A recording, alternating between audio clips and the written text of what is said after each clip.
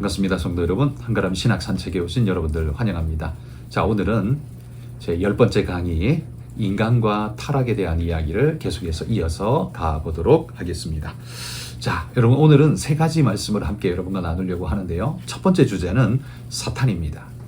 여러분, 제가 사탄이라고 말할 때 여러분의 머릿속에는 어떤 이미지 형상이 제일 먼저 떠오르십니까?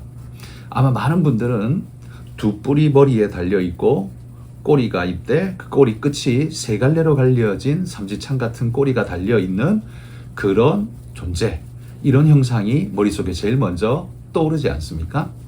그러다 보니까 현대인들은 이런 사탄의 존재에 대해서 말하는 것은 아주 유치하고 어리석은 일이라고 그렇게 생각을 합니다. 그런 게 어딨냐는 거죠. 본 적도 없고 그건 그냥 사람이 만들어낸 이야기일 뿐이다 라고 이렇게 이야기를 합니다. 만약에 그들이 생각하는 것처럼 진짜 존재하지 않는다면 다행한 일이지만, 존재한다면 이거보다 더 사탄이 좋아할 일은 없겠죠. 왜냐하면 사탄이 무슨 짓을 해도 사람들은 사탄이 존재한다는 것 자체를 인정하지 않기 때문에 사탄의 역할이라고, 역사라고 절대 생각하지 않을 테니까 자기를 숨기기에 이거보다 더 좋은 일은 없을 겁니다. 그러니 이런 생각이야말로 사탄이 가장 좋아하는 생각이라는 걸 여러분 우리는 유념해야 합니다. 우리 그리스도인들은 성경적으로 생각을 해야 하는 사람들, 그리고 성경이 진리를 말해주기 때문에요. 그렇다면 이 사탄에 대해서 성경은 어떻게 말하는가가 아주 중요하죠. 성경은요, 구약이나 신약이나 사탄의 존재를 명확하게 인정하고 있다는 사실을 우리는 기억해야 합니다. 사탄의 존재에 대해서 성경은 확실히 인정하고 말해주고 있다는 말이에요. 히브리어로 사탄이라는 말은 한국말이 아니라 히브리어 발음 그 자체 그대로를 가지고 온 말입니다. 사탄. 우리가 영어에서 버스를 가지고 오듯 사탄이란 말도 히브리어 발음 그대로를 가지고 온 거예요. 사탄. 그런데 이 사탄이라는 단어, 이 뜻이 뭐냐면 원래 히브리어 뜻이 이건 대적하는 자, 대적자라는 이런 의미를 가지고 있습니다. 이 대적자인 사탄의 존재는 도대체 어떤 존재인가? 성경에 보면 인간이 창조되기 전에 창조된 천사와 같은 피조물이며 하나님을 대적하는 존재라고 그렇게 이야기되어지고 있습니다. 인간이 창조되었을 때 바로 그 사탄이 그 유혹하러 와서 그를 무너뜨린 그 당사자가 바로 사탄인 거죠. 성경은 사탄을 부를 때 여러 가지 이름으로 부르고 있습니다. 그는 어둠의 임금이다, 거짓의 아비다, 참소자다, 그리고 미혹하는 뱀이다, 큰 용이다, 옛 뱀이다, 혹은 마귀다, 이런 이름으로 쭉 이야기를 합니다. 특별히 계시록 12장 9절 말씀 제가 한번 읽어보겠습니다. 큰 용이 내쫓기니 옛 뱀 곧 마귀라고도 하고 사탄이라고도 하며 온 천하를 꿰는 자라. 그가 땅으로 내쫓기니 그의 사자들도 그와 함께 내쫓기니라. 여기 계시록의 말씀에 보면 큰 용, 옛 뱀, 마귀라고도 불리는 사탄이라고 말해서 사탄을 네 종류의 이름으로 부르고 있는 것을 볼 수 있죠. 성경은요, 사탄을 여러 이야기로서 부르고 있는 존재가 확실한, 존재하는 그런 대적자라는 말이에요. 그러면 우리 머릿속에 떠오르는 이 사탄의 우스꽝스러운 뿔 달리고 꼬리 달려있는 이 이미지는 도대체 어디서 왔을까요? 이건 중세 교회에서부터 비롯되었다고 합니다. 이런 모습은요, 사탄을 웃음거리로 만들기 위해서 교회가 의도적으로 만든 것이다, 이렇게 표현합니다. 교회는요, 사탄을 효과적으로 저항할 수 있는 방법이 그를 조롱하고 웃음거리로 만들어서 그를 쫓아내는, 부끄러워서 도망가게 만드는 이런 방법을 썼다는 말이죠. 그래서 이 사탄을 웃음거리로 만들기 위해 그런 우스꽝스러운 모양새를 갖도록 그렇게 묘사했다는 겁니다. 사탄의 가장 취약한 부분이 바로 교만이라고 여겨서 그 교만을 공격하고 무너뜨릴 수 있는 방편으로 이런 모습으로 조롱하는 것이 가장 그를 치명적 영향을 미칠 수 있다라고 생각을 했던 것 같습니다. 그러나 여러분, 성경은 사실 중세교회가 사탄을 극복하기 위해서 방편으로 조롱과 우스꽝스러움으로 그렇게 극복하려 했다고 했지만 사실 성경은 사탄을 소개할 때 훨씬 더 세련되고 유능한 형태로 우리에게 소개를 해주고 있습니다. 사탄은요, 자신을 항상 광명의 천사로 가장한다고 성경이 이야기하죠. 다시 말해서 선한 모습으로 위장하는 능력이 굉장히 탁월합니다. 남들이 볼 때 악한 자로 접근해 온다면 사람들은 다 거부감과 경계심을 가지고 밀어낼 겁니다. 그러나 선한 자로, 좋은 자로, 그런 가장된 모습으로 접근하면 사람들은 쉽게 마음을 열고 받아들이게 될 공산이 커지죠. 그래서 사탄은 항상 광명의 천사로 가장합니다. 그러나 그의 본질은 음흉하고 사람들을 미혹하고 간악하며, 또 그는 유창하게 말로 사람들을 속일 수 있고, 에덴 동산에서 하와를 속여내는 뱀의 말을 보십시오.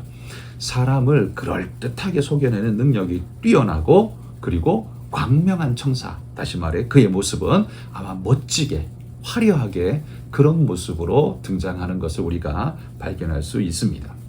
성경이 사탄을 표현할 때 신약에 보면 삼킬 자를 찾는 우는 사자의 비유를 하지 않습니까?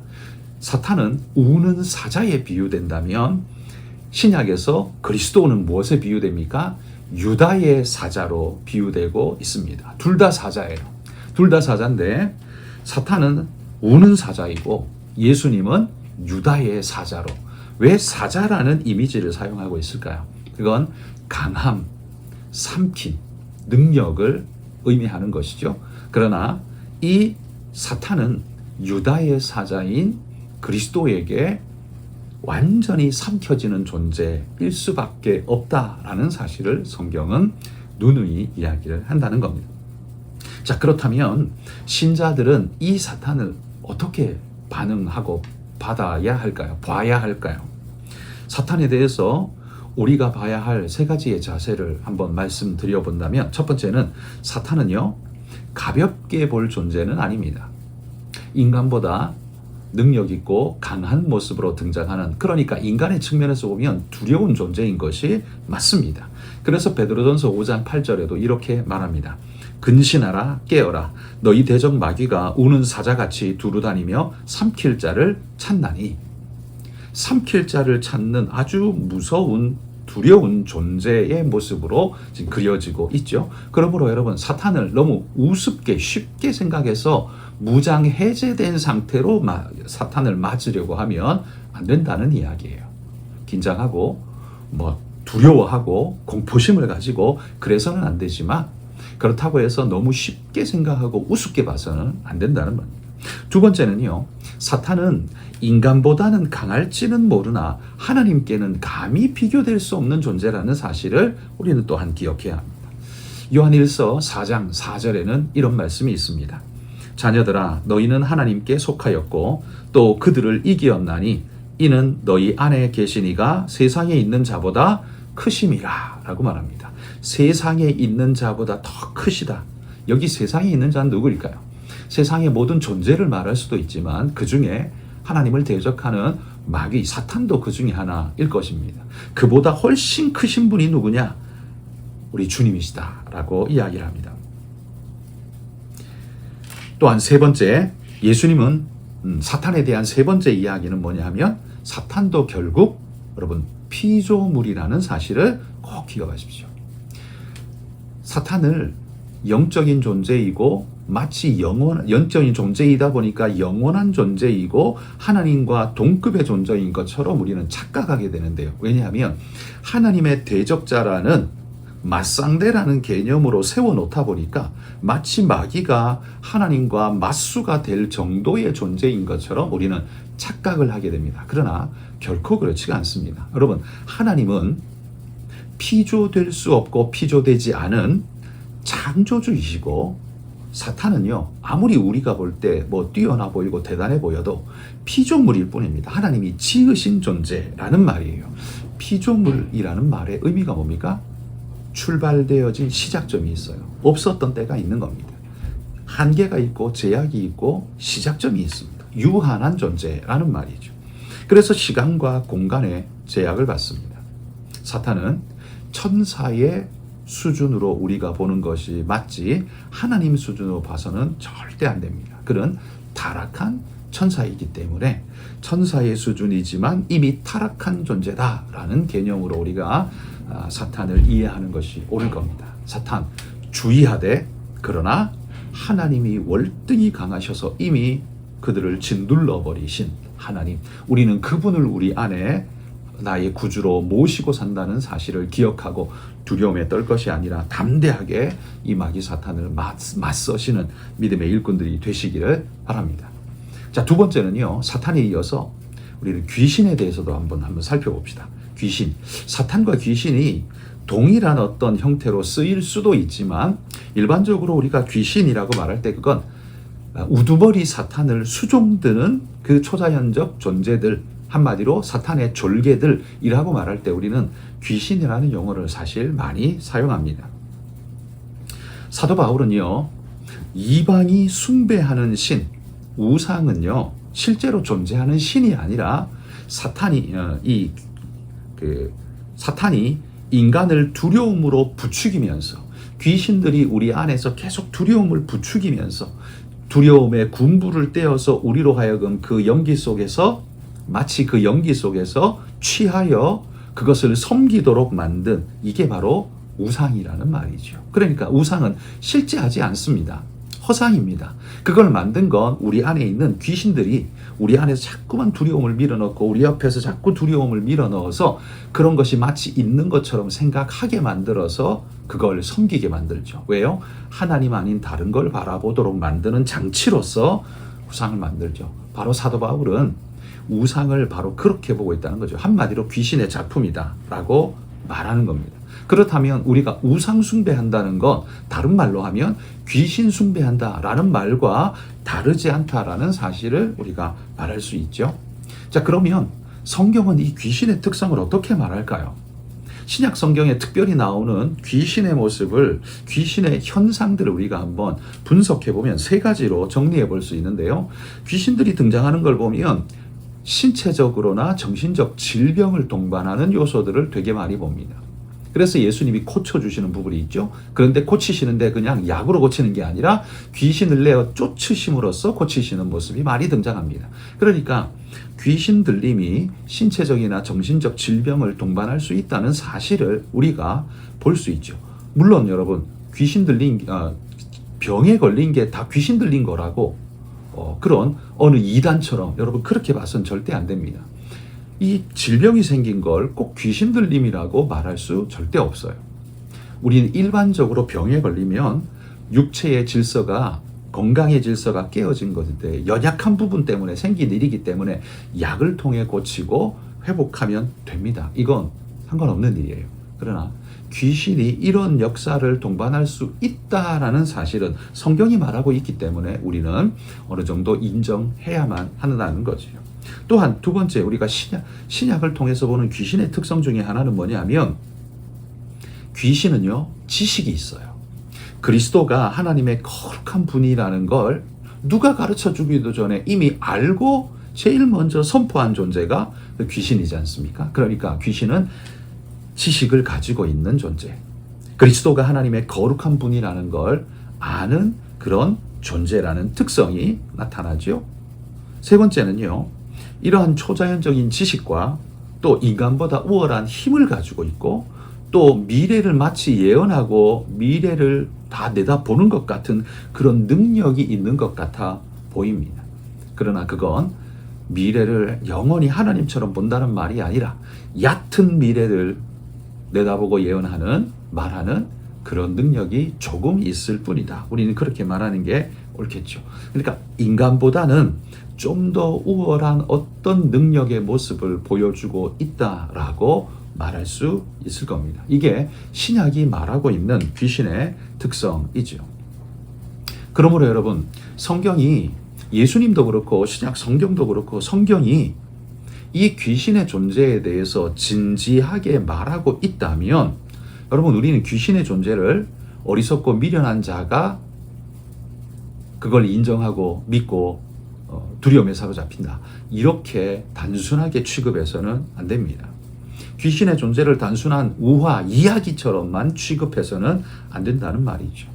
물론 귀신은 이미 예수 그리스도에 의해서 제압되고 제한되고 그렇게 되어 있지만, 그러나 마지막 때 전까지는 아직도 여전히 존재하고 활동하고 있다는 사실은 우리가 인정해야 한다는 말이죠. 그러므로 우리가 늘 주의하고 깨어 있어야 합니다. 그래서 여러분, 우리는 귀신에게 괴롭힘을 당하거나 혹은 유혹을 받거나 마지막 때에 그가 참소한다 그렇게 말하죠. 우리를 고소하고 고발하고 참소하는 일을 할 수 있지만, 그러나 우리는 그의 통제를 받지는 않습니다.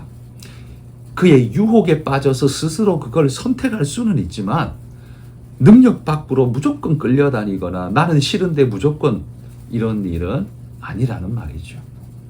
여러분, 성령은 우리 안에서 우리를 공격하려고 덤벼드는 그 모든 사탄과 귀신 능력보다 월등히 크신 분이 우리 주의 성령님이십니다. 그러므로 여러분, 우리가 성령을 의지하면 귀신이 아무리 인간보다 좀 더 뛰어난 어떤 능력을 가지고 있다 할지라도, 뭔가 유혹이 강해 보인다 할지라도 우리는 충분히 이길 수 있다는 사실을 기억하고, 두려움보다는 오히려 담대함과 기쁨으로 오히려 그를 물리치고 나아가는 믿음의 일꾼들이 되시기를 소망합니다. 자, 마지막으로 세 번째, 죄에 대해서 우리 짧게 한번 살펴보겠습니다. 이 죄에 대해서 성경이 죄라는 단어를 쓰는데, 이 단어의 원래적 의미가 뭐냐면 관역을 향해 활시위를 당겨서 쏘았는데 그게 관역에 맞지 않고 빗나가 버리는 것, 이걸 죄라고 부릅니다. 이 관역은 뭘까요? 이건 바로 하나님이 주신 율법과 규범, 거기에서 벗어나는 게 죄라는 말입니다. 율법과 규범은 단순히 우리의 행동을 통제하는 장치로만 있는 게 아닙니다. 여러분, 우리가 율법이라는 걸 자꾸만 형사법, 민법, 상법 같은 그러한 제동장치로만 자꾸만 생각하게 되는데, 여기 율법의 가장 궁극적인 목적은 뭐냐 하면 하나님 그분을 알게 하는 겁니다. 하나님 그분의 의를 나타내고 무엇이 옳고 그른지 그분의 성품을 닮은 우리에게 향한 가르침, 이게 율법 아닙니까? 그러니까 율법을 잘 따르는 건 법령을 지킨다는 단순 의미를 넘어서서 하나님이 당신을 나타내고 그의 의를 표출한 것을 우리는 순종하고 잘 따르며 거기에 보조를 맞춘다는 측면에서, 주님과 동행이라는 측면에서 우리는 율법 준수를 우리는 바라볼 수 있어야 할 것입니다. 그러니까 그런 의미에서 죄는 율법이 하나님의 의를 드러내는데 하나님의 의를 거부하고 빗나가 버리고 그것을 거절하고 거역하는 형태, 그래서 그게 죄가 되는 겁니다. 그래서 우리는 그걸 죄라고 불러요. 그런데 이 죄는 누가 지었을까요? 몇몇의 사람들은 짓고 많은 사람들은 짓지 않고 그런 상태냐? 아닙니다. 성경은요, 이 죄가 모든 인간에게 보편적으로 그들을 지배하고 있다라고 표현합니다. 자, 로마서 3장 23절 읽어보겠습니다. 모든 사람이 죄를 범하였음에 하나님의 영광에 이르지 못하다니. 여기 죄를 범한 존재는 몇몇 사람이 아니라 모든 사람입니다. 그래서 그 영광을 드러내고 하나님의 영광을 드러내고 하나님을 알게 하고 하나님의 영광 앞으로 나오게 하는 그 율법의 가르침을 어기고 엉뚱한 데로 갔기 때문에 하나님의 영광에 이를 수 없는 존재가 돼버린 거죠. 모든 사람이 그렇다는 겁니다. 그래서 죄는요, 일부 인생에게만 영향을 미친 게 아니라 모든 사람에게 영향을 미치고 그들을 지배하고 있는, 그래서 모두가 죄인인 상태, 죄는 보편적으로 우리 모두를 뒤덮고 있다는 사실. 그러므로 구원은 누구에게 필요할까요? 모든 사람에게 구원이 필요하다는 사실이 바로 여기에서 드러나는 것이죠. 자, 그러면 죄에는요, 세 가지 측면이 있는데, 죄라고 말할 때 제일 먼저 우리는 어떤 생각이 듭니까? 법을 위반하는 거. 그럴 때 우리는 죄지었다라는 표현을 쓰죠. 그렇습니다. 제일 선명한 죄의 첫 번째 특징은 법을 위반하는 겁니다. 하지 말라고 하는 걸 하는 것. 그래서 살인하지 말라 했는데 사람을 죽이는 것, 도둑질하지 말라 했는데 도둑질하고 훔치고 하는 것, 적극적인 그의 죄를 설명하는 것이 법을 위반하는 거죠. 그러나 이런 적극적인 것만 있는 게 아니라 죄에는 소극적인 것도 있습니다. 뭐냐면 하나님 말씀에 순종하기를 다하지 못하고 부족한 것, 순종이 부족한 것도 그것도 죄입니다.